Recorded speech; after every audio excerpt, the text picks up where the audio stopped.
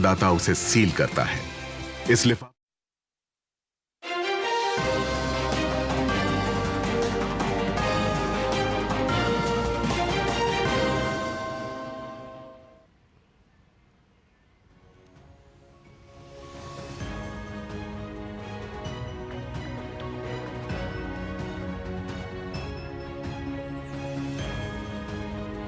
नमस्कार, आप सभी का स्वागत डीडी न्यूज पर। मैं हूं मुकुल शर्मा। क्या है इस वक्त की अहम खबरें बताएंगे आपको, लेकिन सबसे पहले नजर डाल लेते हैं हेडलाइंस पर।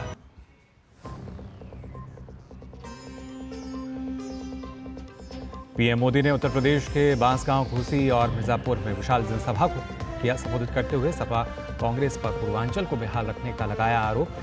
पीएम ने इंडी गठबंधन पर जमकर निशाना साधते हुए कहा, सपा कांग्रेस का इंडी गठबंधन सभी जातियों को आपस में लड़ा रहा है।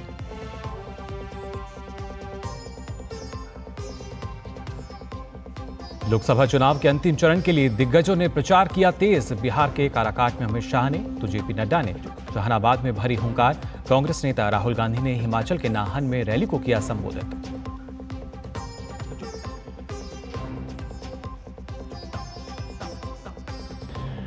छत्तीसगढ़ बीजापुर में सुरक्षा बलों को मिली बड़ी कामयाबी। मुठभेड़ में 5 लाख की इनामी 2 महिला नक्सलियों को मार गिराया। घटनास्थल से हथियार समेत अन्य सामान बरामद।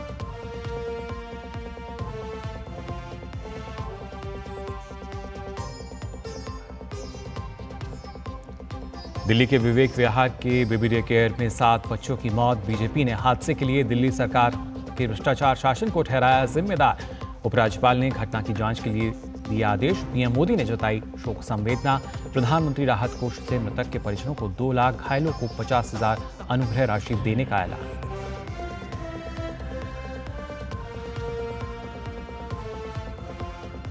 पश्चिम बंगाल में चक्रवात रिमल का दिखने लगा असर। आईएमडी ने जारी किया रेड अलर्ट। आज रात चक्रवात के बांग्लादेश और बंगाल तट पर पहुंचने की आशंका।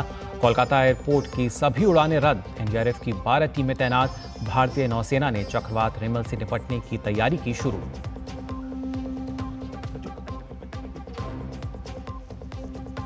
और 2 बार की ओलंपिक पदक विजेता पीवी सिंधु पेरिस ओलंपिक से पहले आई फॉर्म में। मलेशिया मास्टर्स में शानदार प्रदर्शन करते हुए रहीं उप विजेता।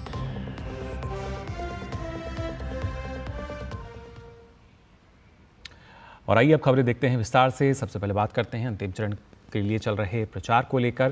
प्रधानमंत्री नरेंद्र मोदी ने उत्तर प्रदेश के बांसगांव में विशाल जनसभा की। पीएम ने अपने संबोधन में सपा कांग्रेस और इंडी गठबंधन पर खूब हमले किए। पीएम ने तुष्टीकरण को इंडी गठबंधन की राजनीति का एकमात्र उद्देश्य बताया। पीएम ने कहा कि 6 चरण के मतदान ने इंडी गठबंधन के छक्के छुड़ा दिए हैं और 7वें चरण में इंडी वालों पर पूर्वांचल का प्रहार होगा। 4 जून को भारत का भविष्य तय करने वाली तारीख बताते हुए पीएम ने कहा कि देश के करोड़ों लोगों को इसका इंतजार है। साथ ही पीएम ने कहा कि इंडी वाले अलग ही सपना देख रहे हैं। कुछ ताकतें ऐसी भी हैं जिन्हें भारत की प्रगति से पेट में दर्द हो रहा है। ये लोग 4 जून को लेकर अलग ही सपने देख रहे हैं। पाकिस्तान में सपा कांग्रेस के इंडी गठबंधन के लिए दुआ पड़ी जा रही है। सीमा पार से जिहादी उन्हें समर्थन दे रहे हैं। यहां सपा कांग्रेस वाले वोट जिहाद की अपील कर रहे हैं। इनका मुद्दा देश का विकास नहीं, ये तो भारत को कई दशक पीछे ले जाना चाहते हैं। साथ ही प्रधानमंत्री ने कहा कि इंडी जमात जम्मू कश्मीर में फिर से 370 लगाने और सीएए रद्द करने की बात कह रही है। पीएम ने पूछा कि यही तो भारत विरोधी ताकतें भी चाहती हैं और फिर इंडी वाली यही क्यों चाहते हैं। पीएम ने इंडी गठबंधन पर रक्षा सौदों में भ्रष्टाचार का भी आरोप लगाया। ब्रह्मोस मिसाइल ऐसी है जिसका खौफ दूर दूर तक है। दुनिया के कई देशों में ब्रह्मोस मिसाइल की मांग रही है, लेकिन कांग्रेस को ये भी पसंद नहीं आया। जो देश भारत से ब्रह्मोस खरीदना चाहते थे, दुनिया के कई देश, कांग्रेस सरकार ने उनके सामने भी रोड़े अटकाए। आप जानते हैं क्यों? ये इंडी वाले चाहते हैं भारत रक्षा क्षेत्र में न आत्मनिर्भर बने और न ही भारत में हथियार एक्सपोर्ट करने की क्षमता पैदा हो। ये इंडी वाले चाहते हैं विदेशी हथियारों की डील होती रहे, इनकी दलाली आती रहे, बॉफोर्स घोटाले होते रहे, ऑगस्ट वेस्टलैंड घोटाले होते रहे। बुकपात्रोची मामा को वो वाला खेल कांग्रेस जारी रखना चाहती थी। प्रधानमंत्री नरेंद्र मोदी ने उत्तर प्रदेश के घोसी में एनडीए की विशाल जनसभा को भी संबोधित किया। पीएम ने कांग्रेस, सपा और इंडी गठबंधन पर जमकर निशाना साधा। पीएम ने इंडी गठबंधन पर जातियों को आपस में लड़ाने की साजिश का आरोप लगाया। पीएम ने कहा कि इंडी वाले बहुसंख्यक समाज को दोयम दर्जे का नागरिक बनाना चाहते हैं। पीएम ने राम मंदिर प्राण प्रतिष्ठा कार्यक्रम में शामिल न होने को लेकर भी सपा कांग्रेस को घेरा। चुनाव के समय ये मंदिरों में जाने का दिखावा करते हैं, लेकिन 500 साल बाद हमारी सभ्यता, हमारी आस्था का इतना बड़ा पल आया तो ये राम मंदिर को गालियां देने लगे, खोट ढूंढने लगे। ये लोग राम मंदिर बनने से बहुत नाराज हुए। ये लोग लगातार दबाव बना रहे हैं कि जैसे साहबानों का फैसला पलटा, वैसे ही राम मंदिर पर सर्वोच्च अदालत का फैसला भी पलटा जाए। बिहार के जहानाबाद में जनसभा को संबोधित करते हुए भाजपा अध्यक्ष जेपी नड्डा राष्ट्रीय जनता दल और इंडी गठबंधन पर उन्होंने हमला बोला। उन्होंने कहा कि पहले बिहार में जंगल राज था, कहीं हत्याएं हो रही थी तो कहीं फिरौती मांगी जा रही थी। बिहार ने जंगल राज देखा। आप भूल गए होंगे जहानाबाद में 3 बजे के बाद 2005 से पहले न कोई आता था न कोई जाता था। बोलो, मैं सच बोल रहा हूं कि नहीं बोल रहा हूं?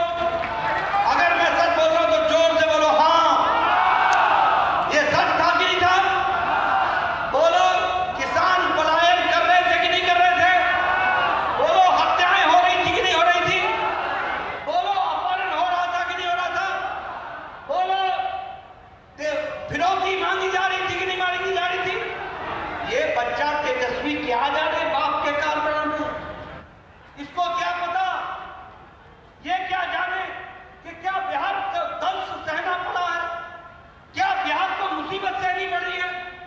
आप भूल गए होंगे, मैं भूलने वाला नहीं हूं। वहीं बिहार के काराकाट में जनसभा को संबोधित करते हुए केंद्रीय मंत्री अमित शाह ने राहुल गांधी पर निशाना साधा। उन्होंने कहा कि एक और चांदी की चम्मच के साथ पैदा हुए राहुल गांधी हैं और दूसरी ओर अति पिछड़ा वर्ग के यहाँ पैदा हुए प्रधानमंत्री नरेंद्र मोदी। एक तरफ गर्मी की छुट्टी पर चले जाने वाले राहुल गांधी हैं तो दूसरी तरफ जवानों के साथ दीपावली मनाने वाले प्रधानमंत्री नरेंद्र मोदी। एक और चांदी के चम्मच के साथ पैदा हुए राहुल गांधी है और दूसरी ओर अति पिछड़ा समाज के घर में चाय बेचने वाले के घर में पैदा हुए हमारे नरेंद्र मोदी है। नरेंद्र मोदी।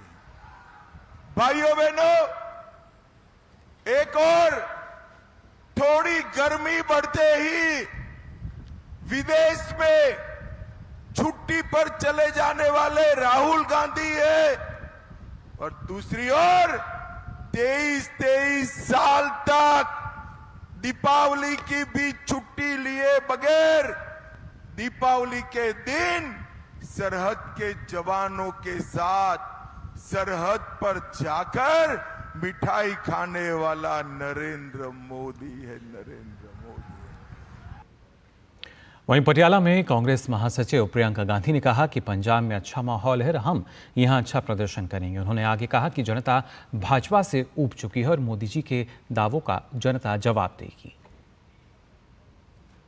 बहुत अच्छा माहौल लग रहा है मुझे और मुझे लगता है कि हम अच्छा परफॉर्मेंस दिखाएंगे। यहाँ पे हर जगह पूरे देश भर में जनता अब ऊब चुकी है भाजपा की राजनीति से और कांग्रेस पार्टी को समझ रही है कि कांग्रेस पार्टी सच्चे दिल से हमारे नेता काम करना चाहते हैं। खासतौर से यहाँ पे मोदी जी ने बहुत दावे किए हैं। मोदी जी ने ये भी दावा किया था कि 15 लाख रुपए सबके खाते में जाएंगे। मोदी जी ने ये भी दावा किया था कि वो दृढ़ होकर खड़े हो जाएंगे देश के लिए, लेकिन चीन आ गया है और हमारी जमीन छीनी है। मोदी जी चुप रहे हैं। मोदी जी ने ये भी कहा था कि किसानों की आमदनी दुगनी होगी। फिर जब किसान ने आंदोलन किया तो मोदी जी छुप गए, दिखे तक नहीं। तो मोदी जी के दावों का मैं जवाब क्यों दूं? जनता जवाब देगी। वहीं कांग्रेस नेता राहुल गांधी ने एक जनसभा के दौरान प्रधानमंत्री नरेंद्र मोदी और पत्रकारों, खासकर एक महिला मीडिया कर्मी के लिए अभद्र भाषा का इस्तेमाल किया। राहुल गांधी ने कहा कि पीएम मोदी एकमात्र जिंदा इंसान जिनका डायरेक्ट परमात्मा से कनेक्शन है। वहीं उनके इंटरव्यू लेने वाले पत्रकारों को राहुल गांधी ने चमचा कहा। यह कोई पहला मामला नहीं है जब राहुल गांधी ने पत्रकारों के लिए अमर्यादित भाषा का इस्तेमाल किया हो। इससे पहले भी राहुल गांधी ने दिल्ली में एक जनसभा में कई पत्रकारों पर पीएम से आसान सवाल पूछने का आरोप लगाते हुए उन्हें चमचा कहा था। आपने सुना नहीं सुना, उन्हीं चमचों के साथ इंटरव्यू में एक चमची पूछती है, नरेंद्र मोदी जी आप में इतनी ऊर्जा कहां से आती है, इतनी एनर्जी कहां से आती है? नरेंद्र मोदी जी का जवाब आता है, मैं बायोलॉजिकल नहीं हूं, बायोलॉजिकल नहीं हूं। पता नहीं चीजें कैसे होती हैं, परमात्मा ने मुझे भेजा है और मैं बायोलॉजिकल नहीं हूं, मैं परमात्मा का काम करता हूं, मुझे परमात्मा ने मिशन पे भेजा है। मतलब हिंदुस्तान के बड़े से बड़े महापुरुषों ने यह बात नहीं बोली, मगर नरेंद्र मोदी जी को लगता है कि परमात्मा ने उनको चुना है, सिर्फ उनको। हम सब बायोलॉजिकल हैं, हिंदुस्तान के किसान, मजदूर, प्रेस रिपोर्टर सब बायोलॉजिकल, मगर नरेंद्र मोदी बायोलॉजिकल नहीं। एक व्यक्ति को भेजा है, परमात्मा ने भेजा है। तो सुना आपने क्या कहते हुए नजर आ रहे हैं राहुल गांधी। कभी पीएम के लिए अभद्र भाषा का इस्तेमाल करते हैं तो कभी पत्रकारों के लिए भी। वहीं केंद्रीय मंत्री और हिमाचल प्रदेश के हमीरपुर लोकसभा सीट से भाजपा उम्मीदवार अनुराग ठाकुर ने कांग्रेस नेता राहुल गांधी पर जमकर निशाना साधा। कांग्रेस नेता राहुल गांधी के बयान पर उन्होंने कहा कि राहुल गांधी एक बार फिर झूठ बोल कर गए।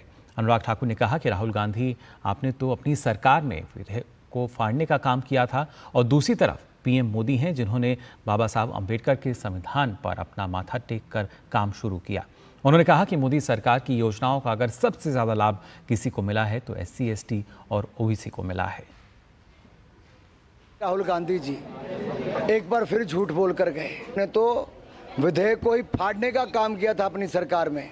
दूसरी ओर मोदी जी हैं जिन्होंने बाबा साहब अंबेडकर के संविधान पर माथा टेककर अपना काम शुरू किया। सबसे ज्यादा मोदी सरकार की योजनाओं का लाभ मिला तो SC, ST, OBC को। झूठ बोलना बंद करिए, नहीं तो एक बार फिर आपकी लॉन्च फेल हो रही है। इस बार कांग्रेस 40 सीटों के लिए हाथ जोड़ रही है। तो और फिलहाल बुलेटिन में हम यहाँ रुक रहे हैं एक छोटे से ब्रेक के लिए, जल्द हाजिर होते हैं।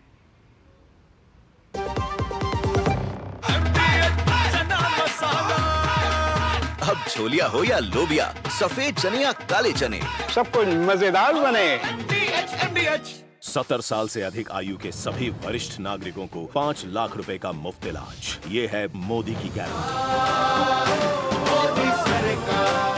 बात जब पीढ़ियों के लिए बनने वाले घर की हो तो जिम्मेदारी बड़ी हो जाती है। गैलेंट समझता है ये जिम्मेदारी। अब डबल एम रिब्स के साथ गैलेंट एडवांस TMT रीबार, निर्माण का रियल हीरो। तेरी होने वाली मदर इन लॉ कुछ ज्यादा ही ट्रेडिशनल है। ट्रेडिशनल लोग ज्यादा इमोशनल होते हैं। तो भाई साहब अब कोई किसी की लाइफ में आग नहीं लगा पाएगा। समर कूल, जो हर दिल करे कबूल। अब तक टेस्टी राजमा बनाना नहीं आया। बिना MDH राजमा मसाला के टेस्टी राजमा कैसे बनेगा?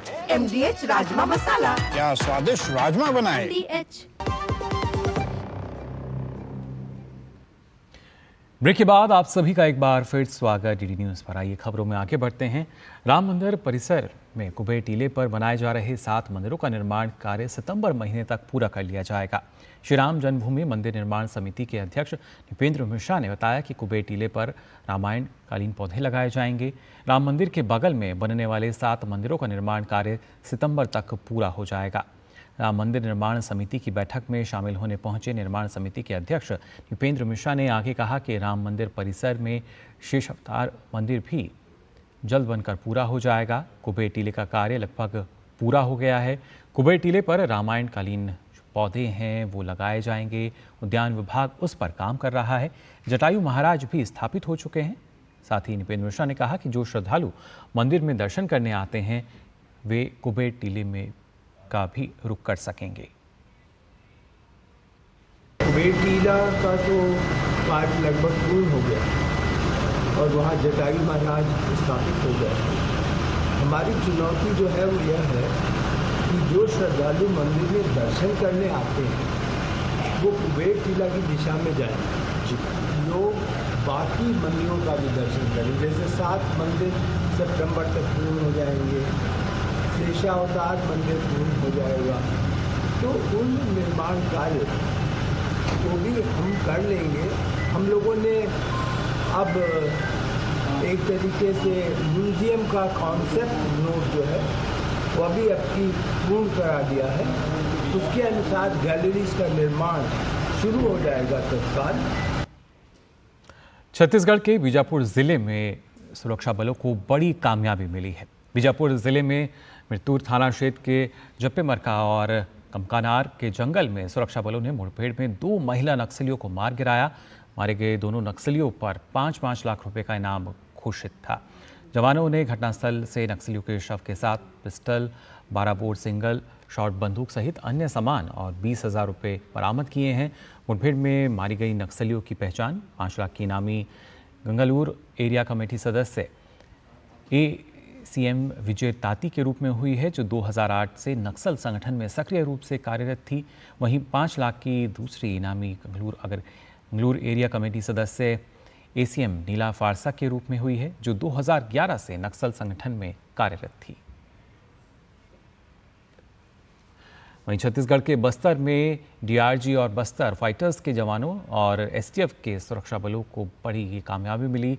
ऑपरेशन जल शक्ति के अंतर्गत जिला दंतेवाड़ा, नारायणपुर, बस्तर के DRG और बस्तर फाइटर्स के जवानों और STF के सुरक्षा बलों द्वारा लॉन्च किए गए संयुक्त ऑपरेशन में 8 माओवादी मारे गए हैं। दंतेवाड़ा के SP गौरव राय ने बताया कि लगातार 72 घंटे तक सुरक्षा बलों और नक्सलियों के बीच मुठभेड़ जारी रही। फायरिंग रुकने के बाद 8 वर्दीधारी माओवादियों के शव, हथियार, विस्फोटक और दैनिक उपयोग की सामग्री बरामद की गई है। उन्होंने कहा कि इस मुठभेड़ में मारे गए सभी 8 वर्दीधारी माओवादी के शव की शिनाख्त कर ली गई है। SP गौरव राय ने बताया कि कार्रवाई में मारे गए माओवादी में 5 लाख इनामी माओवादी हैं और 2 लाख इनामी माओवादी हैं। ऑपरेशन जल शक्ति जो कि 23-24 मई को सरहदी इलाका जिला नारायणपुर, दंतेवाड़ा, बीजापुर के सरहदी इलाके में चलाया गया था। इसमें संयुक्त रूप से जिला नारायणपुर, दंतेवाड़ा, बस्तर की DRG बस्तर फाइटर की टीम एवं STF की टीम इन्वॉल्व थी। इसमें सुरक्षा बलों को टोटल मुठभेड़ में 8 वर्दीधारी माओवादी का शव हथियार सहित बरामद किया गया था। 8 माओवादियों का शिनाख्ती हो गई है।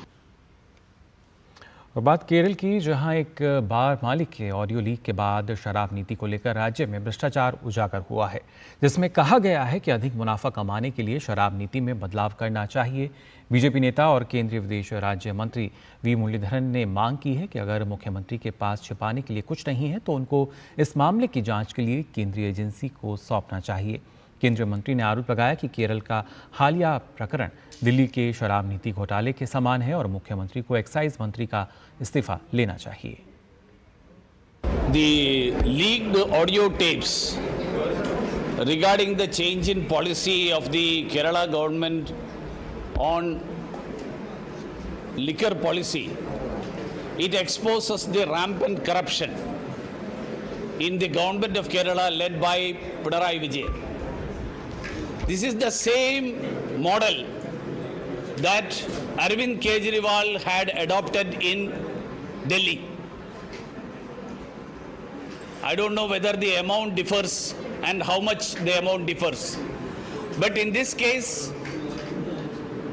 bribe has been requested or has been demanded from the bar owners of the whole state to bring about some changes in the liquor policy. और आइए बात करते हैं चक्रवात रेमल की। दरअसल बंगाल की खाड़ी से उठा चक्रवात रेमल तेजी से आगे बढ़ रहा है और कुछ ही घंटों में यहाँ के तटों से वो टकरा सकता है। तटीय इलाकों में तेज हवाओं के साथ हल्की बारिश भी शुरू हो गई है। समुद्र में तेज लहरें उठने लगी हैं। उधर प्रशासन ने चक्रवात से होने वाले नुकसान से निपटने के लिए कमर कस ली है और आवश्यक कदम उठाए जा रहे हैं। प्रशासन का खासतौर से संदेश खाली हिंगलगंज क्षेत्र पर खास नजर बनाए हुए है। चक्रवात रेमल से पहले बशीरहाट में एनडीआरएफ की टीम तैनात की गई है। आईएमडी के अनुसार चक्रवात रेमल आज आधी रात को बांग्लादेश और आसपास के पश्चिम बंगाल तटों के बीच टकरा सकता है। वहीं भारतीय नौसेना ने चक्रवात रेमल से निपटने की तैयारियां शुरू कर दी हैं। नौसेना ने मानवीय सहायता और आपदा राहत शुरू करने की एसओपी का पालन करते हुए प्राइमरी कार्रवाई की है। चक्रवात के आज मध्य रात्रि तक बांग्लादेश और पश्चिम बंगाल के तट से टकराने की आशंका है। भारतीय नौसेना ने तत्काल तैनाती के लिए HADR और चिकित्सा आपूर्ति से लैस 2 जहाज़ों को तैयार कर लिया है। इसके अतिरिक्त सी किंग और चेतक हेलीकॉप्टर्स के साथ साथ टॉर्नियर विमानों सहित भारतीय नौसेना की विमानन संपत्तियां त्वरित प्रतिक्रिया के लिए तैयार हैं। त्वरित सहायता प्रदान करने के लिए उपकरणों के साथ विशेष गोताखोरी टीमों को कोलकाता में तैनात किया गया है। इसके अतिरिक्त आवश्यक उपकरणों के साथ गोताखोरी टीमें विशाखापट्टनम में स्टैंड बाय पर हैं।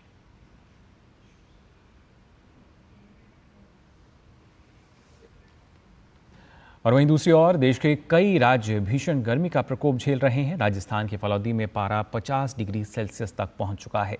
भारतीय मौसम विभाग ने राजस्थान और हरियाणा में रेड अलर्ट जारी किया है। मौसम विभाग के वरिष्ठ वैज्ञानिक नरेश कुमार ने कहा कि पश्चिमी राजस्थान के फलौदी में कल अधिकतम तापमान 50 डिग्री तक रहा। राजस्थान में अगले 3 से 4 दिन भी ऐसे ही आसार रहने वाले हैं और हमने रेड अलर्ट जारी किया है। उन्होंने कहा कि हरियाणा में भी हमने रेड अलर्ट जारी किया है। पंजाब के लिए मौसम विभाग ने अगले 2 दिनों के लिए ऑरेंज अलर्ट जारी किया है। एनसीआर दिल्ली की बात करें, जहां जो टेम्परेचर्स है, जहां भी आज heat wave to severe heat wave हो सकती है। हो सकता है कुछ स्टेशन 47 तक पहुंच जाए, लेकिन जैसे हमारी मेजर ऑब्जर्वेटरी सफदरजंग की है, वहां पे 44-45 का ही अनुमान है हमारा। लेकिन इसके अलावा हो सकता है कहीं 47 तक पहुंच जाए और आने वाले 3 दिनों में ऑलमोस्ट सेम सिनेरियो ही रहने वाला है। कोई ज़्यादा चेंजेस नहीं होगी 3-4 दिन। उसके बाद जहां भी थोड़ी टेम्परेचर में हल्की गिरावट आ सकती है। तो फिलहाल के लिए इस बुलेटिन में बस इतना ही, लेकिन देश और दुनिया की तमाम खबरों के लिए आप देखते रहिए DD न्यूज़। मुझे दीजिए अनुमति। नमस्कार।